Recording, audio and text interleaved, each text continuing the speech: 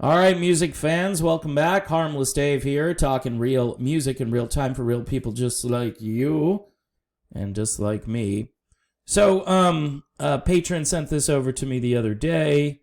This is a GIF that Neal Schon created over on Twitter. Neal Schon Music Inc. Could this mean that a new company has been started, a new what they call LLC? Sure, I would think so. I think Neal is probably tired of being a part of everybody else's thing where lawyers show up and members complain, and it's just, if it's under his umbrella, if he's the one that's administering it, or he has people around him who are doing the legal stuff for him, which is probably more accurate, and then he's got control. And at this stage, I think he's looking to control his own destiny moving forward. Will this be yet another new entity that Journey falls under? Because let's be reasonable. Even if you don't like Neal Schon, he has been there since day one. This band was built around him and Greg Raleigh. Greg Raleigh left the group 1980, something like that, and it's really been Neal's group to manage since. Now, I'm not sure how much Neal wants to manage. I think he wants to play music. Like many musicians who are good at some things and who are hoping that other people can manage their affairs. Unfortunately, in this business, the people managing the affairs often take advantage of the situation. Turmoil in the band The Eagles, for instance, all rooted around the two guys who were the controlling force in the group. They write a contract, and then they don't honor that contract because, as Don Henley said, well, things change.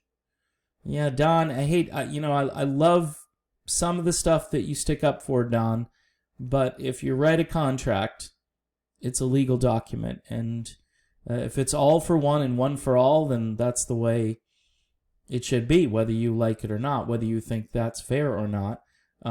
If the contract is written that way, then it's a bad contract, and maybe you sit down and you rewrite the contract.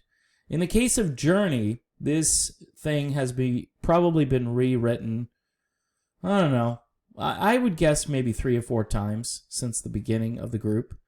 They probably had to rewrite when Steve Perry came on board, and they probably didn't give much thought to it prior to that. And then during the 80s, obviously, they had a contract that was written up for everything when the other two guys were forced out. And essentially, it was Perry, Schon, and Kane. Later on, when Perry was booted, it became more just Schon and Kane. Now I think it appears that maybe it's just Schon, which, no offense to John Kane, I'm sure he's okay with this because lately these two guys have been getting along much better. I think this is probably the better way to go for Neal Schon at this stage. Doesn't mean he's immune to any past issues because, again, these band members are going to come up and say, oh, well, we were an equal part of this group, and I can't believe that I'm not part of this group anymore. Well, it appears you didn't want to work, or you were reluctant, or you weren't enthusiastic. So, in any other company, when you've got employees that aren't enthusiastic or don't want to be there, then you replace them with people who are enthusiastic and want to be there. It's really simple. It works the same way in the music industry. I know there are jobs like the teaching profession where you get tenure, and these guys are kind of looking for tenure. Hey, I've been there for a long time. Hey, if you're really not enthusiastic, you really shouldn't be there, and you shouldn't get the big pension and so forth that you're entitled to.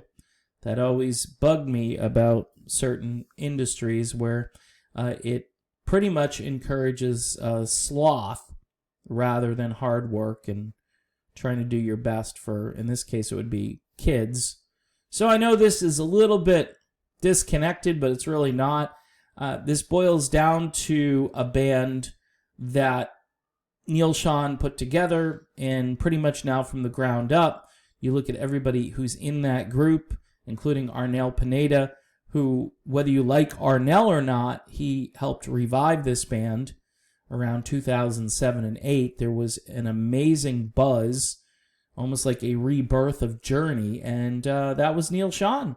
And maybe he just got lucky. He saw this guy on YouTube, and I watched these videos too, by the way. It was funny because right around the time he discovered Arnel, I remember watching this guy in this dive bar, and I didn't put the two things together at the time because I didn't know it was Arnel.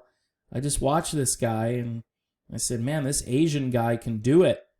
He could do it. He was singing everything, like Aerosmith and Chicago and all these different artists, and I'm thinking to myself, he would make a good singer for a band if they needed. And then all of a sudden, this happens, and anyway, it shows that Neal Schon has his fingerprints on pretty much everything, and I think at this stage he wants to kind of codify that in an organization. So good for him, because I think at this stage, he needs to not worry about the business end of things, and maybe this will help in that regard. Or maybe this is just a separate entity that's not even attached to Journey, but my guess is this will be attached to everything. So we'll find out in the days ahead. The fact that he put this out there, I think is he's just trying to put it out there that, hey, I've got my own company now, so I'm going to take care of things from here on out. All right, done with this video. Thanks for watching. Don't forget to subscribe. Keep watching the videos. Make sure you watch the commercials, and Patreon too. Thanks again. See you soon.